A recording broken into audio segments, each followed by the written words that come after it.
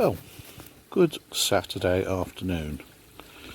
It's the 7th of November and it has been an amazingly mild day. We've cut the lawn,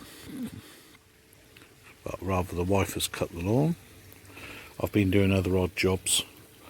The pond is still 10 degrees. Koi are now having 2 feeds a day, in the morning when I first get up, and then about lunchtime. So I'm not overdoing it. They're just getting a tablespoon of food, which is enough for a couple of 3 pellets each. What I have noticed, because I haven't really had much time to look at them the last couple of weeks, but Honey, my second Harawaki, has got huge. She's behind a bit of wood there. There she comes. She's getting absolutely massive. And the stupid puppy has decided to walk on the netting. Get off, Milo. Go on. That was a gentle little shove. Yeah. The oak tree over there has got rid of most of its leaves, as has the silver birch. Just waiting for this wisteria to shed its leaves. I've emptied the skimmer 2 or 3 times this last week and had quite a few leaves in it, mostly oak leaves. The fish have gone down in the water now because the dog was climbing on the netting. So what I haven't had is any leaves on the bottom of the pond, which is an absolute result. The bottom of the pond is clear. The bottom drain appears to be doing its job and sucking up any leaves that do make it to the bottom of the pond. I've not cleaned the floss in the tower for about 3 weeks, so I think tomorrow I'm going to put fresh floss in there, and I'm probably going to do a pH and KH test to see if the oyster shell's having any effect. What I haven't seen in the half an hour, well, more like 15 minutes I've been watching the fish, is any flashing, which is good. No doubt now I've said that, one will do it. But anyway, catch you in a bit. Well, good Saturday afternoon, and you find me sitting in front of my main aquarium. A couple of guys put on comments that they'd like to see some footage of my aquariums, so on this episode I'm just going to feature on the main aquarium.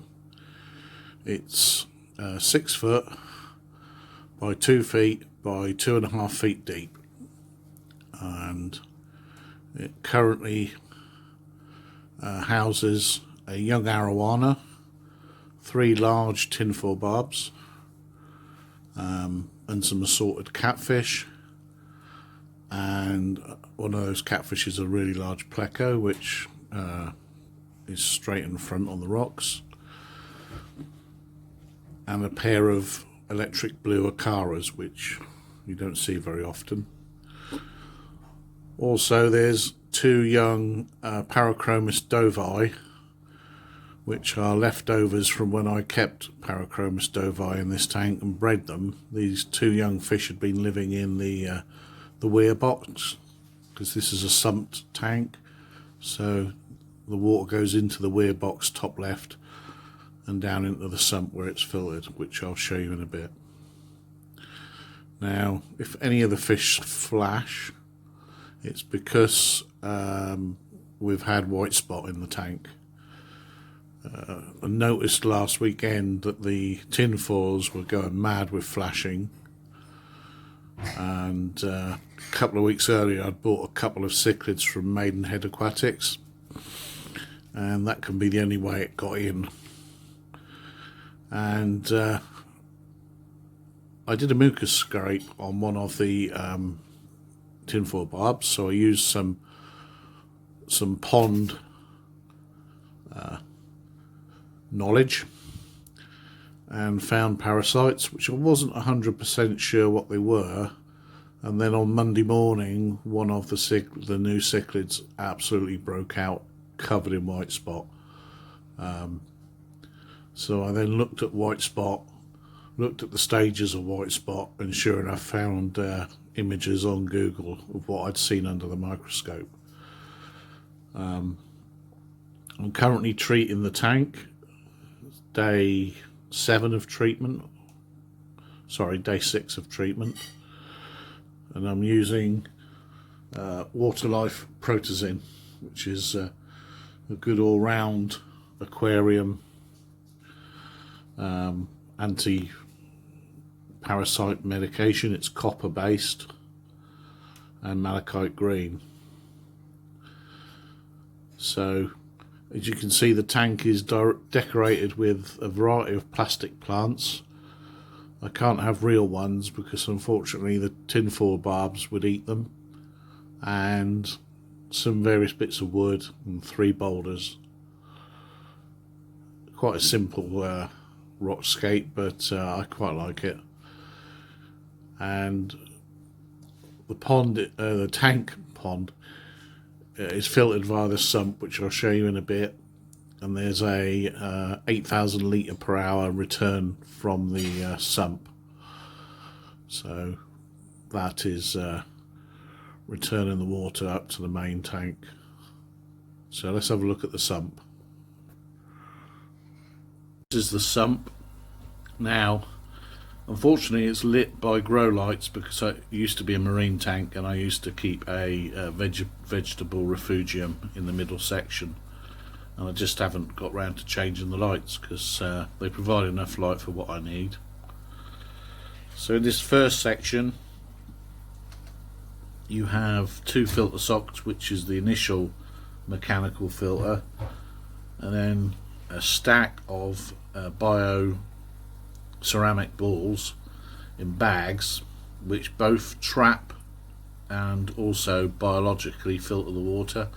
So you get quite a lot of sediment at the bottom, and then every so often I'll just siphon that out. And then in the middle section I've got some Marine Pure, Alpha Grog and Biohome media in a basket. That's my main biological filtration. 2 heaters, which are controlled by an STC 1000, and then the final section is the return section.